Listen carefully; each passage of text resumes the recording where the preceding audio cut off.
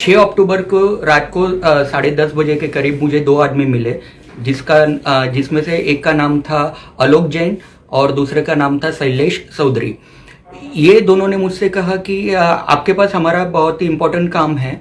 और मैंने उनसे पूछा कि क्या इम्पोर्टेंट काम है, तो उन्होंने बताया कि उन्होंने मुझे 3 काम बताए। पहला जो काम था कि उनके पास कुछ 8-10 नंबर्स थे जिनके वो सीडीआर निकालना चाहते थे, और उसमें से जब भी उन्होंने मुझे वो नंबर्स दिखाए तो उसमें से एक नंबर जो था वो पूजा ददलानी नाम से सेव था। सेकंड काम उन्होंने ये बताया कि उनके पास एक व्हाट्सएप चैट की बैकअप फाइल थी, उसको वो चाहते थे कि उसमें कुछ मॉडिफिकेशन या एडिट करके हम जो बोलेंगे वो उसमें एडिट करके उनको चाहिए थे। और वो जो व्हाट्सएप चैट के जो बैकअप फाइल थी वो फाइल आर्यन खान चैट इस नाम से उनके पास सेव थी। और तीसरा काम उन्होंने ये बताया मुझे कि प्रभाकर सैल इस नाम से हमको एक फर्जी सिम कार्ड लेके दो।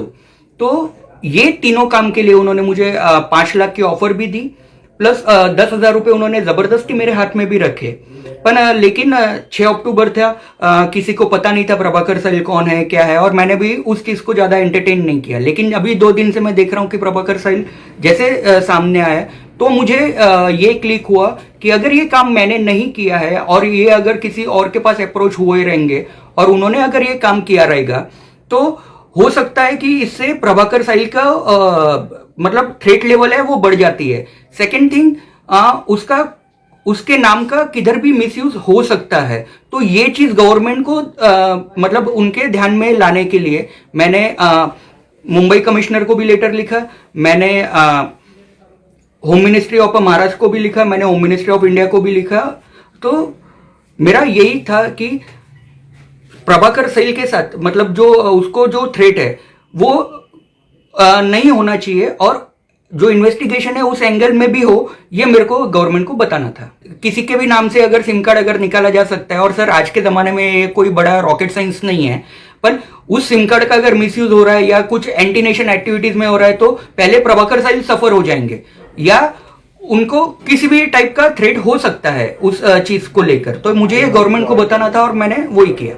जी, आपने प्रभाकर सैल से बात करने की कोशिश की या उनसे कुछ कांटेक्ट? नहीं, मैंने कोई कांटेक्ट करने की कोशिश नहीं की। जी, ये लोग जो आपको मिलने आए थे जलगांव में, कहाँ पर मिले थे और कितने समय और कौन सी तारीख? और 6 तारीख को रात को 10:30 बजे जलगांव में पिंपराड़ा ब्रिज है, वहां पे हमारे मुलाकात हुई थी, और करीब करीब 1 से सवा घंटे तक हमारी मुलाकात हुई थी। तो फिर आज आप लेटर लेकर इतने दिन के बाद? हाँ, क्योंकि मैंने तभी मतलब इसको इतना सीरियसली नहीं लिया, लेकिन जब प्रभाकर सैल का नाम सामने आया तो मुझे लगा कि उसके मतलब जो लाइफ को थ्रेट है, तो इस वजह से मेरे को गवर्नमेंट को कहना मेरे को योग्य लगा और मैंने वैसा किया।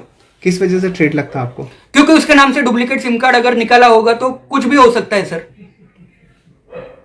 आपका नाम सर? मनीष बंगल है।